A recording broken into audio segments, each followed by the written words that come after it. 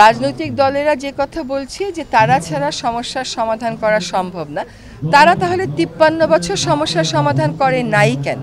Would you please answer? কেন আজকে আমাদেরকে দায়িত্ব নিতে হলো? Would you please answer? কেন আমাদেরকে আজকে আমাদের কাজ ছেড়ে এসে দায়িত্ব নিতে হচ্ছে?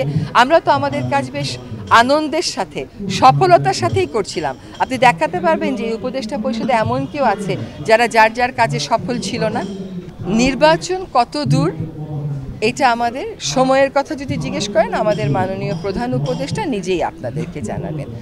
রাজনৈতিক দলেরা যে কথা বলছে যে তারা ছাড়া সমস্যার সমাধান করা সম্ভব না, তারা তাহলে 53 বছর সমস্যার সমাধান করে নাই কেন?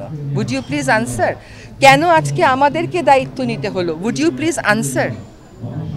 তাদেরকে ছাড়া সমস্যার সমাধান হবে না, এটা সঠিক কথা। এটাই তো হওয়ার উচিত যে নির্বাচিত জনপ্রতিনিধিরা সমস্যার সমাধান করবেন। তাহলে আজকে বায়ু দূষণ নিয়ে আমাকে কেন প্রশ্নের উত্তর দিতে হচ্ছে সেটা তো আপনাকে বলতে হবে। তাহলে শব্দ দূষণ নিয়ে গুলশান সোসাইটিকে কেন অনুষ্ঠানের আয়োজন করতে হচ্ছে এটা তো উত্তর দিতে হবে। এবং তারা যখন সমস্ত সমস্যার সমাধান করে ফেলবে, তারা একটা রূপকল্প কি এখনো পর্যন্ত আমাদেরকে দিয়েছে? তারা যে আমাদের কাছ থেকে বলছে যে ম্যাপ দিতে হবে, এই করতে হবে, রোড ম্যাপ করতে হবে, তারা কি একটা রোড ম্যাপ দিয়ে দিয়েছে যে এই সমস্যাগুলোর তারা কি করে সমাধান করবে? আজকে ওনারা বলছেন যে সংস্কার ওনারাই সবচেয়ে ভালো করতে পারবেন, সেটাই তো গণতান্ত্রিক দেশের কথা। কিন্তু ওনারা করেননি কেন তাহলে 53 বছর?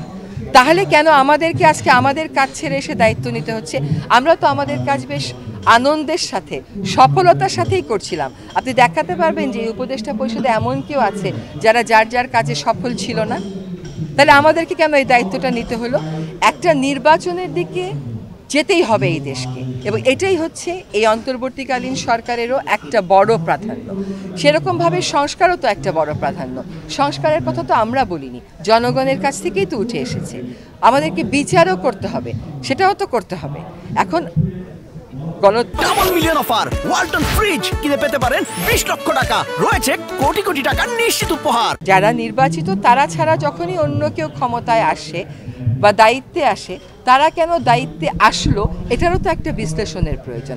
কেন তাহলে যারা আজকে নির্বাচন চাচ্ছেন তারা বলছেন যে তত্ত্বাবধায়ক সরকার ব্যবস্থা ফিরিয়ে আনতে হবে? তারা যদি সত্যিকার অর্থেই গ্রহণযোগ্য নির্বাচন করতে পারেন, তাহলে তারা তো তত্ত্বাবধায়ক সরকারের দাবিটা তুলতেন না। তাহলে কেন তারা বলতেছেন তত্ত্বাবধায়ক সরকারের সংশোধনীটা বাতিল করে দেওয়াটা ভুল ছিল?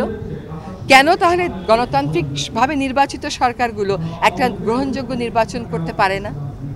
এগুলোকে তো আপনার বিশ্লেষণ করতে হবে। শুধুমাত্র একটা রাজনৈতিক অবস্থান থেকে দাঁড়িয়ে বায়ু দূষণের নাম করে প্রশ্ন করতে গিয়ে আপনি নির্বাচনের প্রশ্ন করেন, সেটা কিন্তু আমিও বুঝি। কিন্তু ব্যাপারটা হচ্ছে যে দেশটা তো সবচাইতে আগে। যদি সংস্কারগুলো আপনি মনে করেন বা আপনারা মনে করেন বা জনগণ মনে করে যে আমরা না করে নির্বাচিত সরকার করলে ভালো, তাহলে তো আমাদেরকে দায়িত্বে বসানোরই দরকার ছিল না কোনো। তাহলে আমাদেরকে এই দায়িত্বটা দেয়া হলো কেন? এই বিশ্লেষণটা একটু করুন।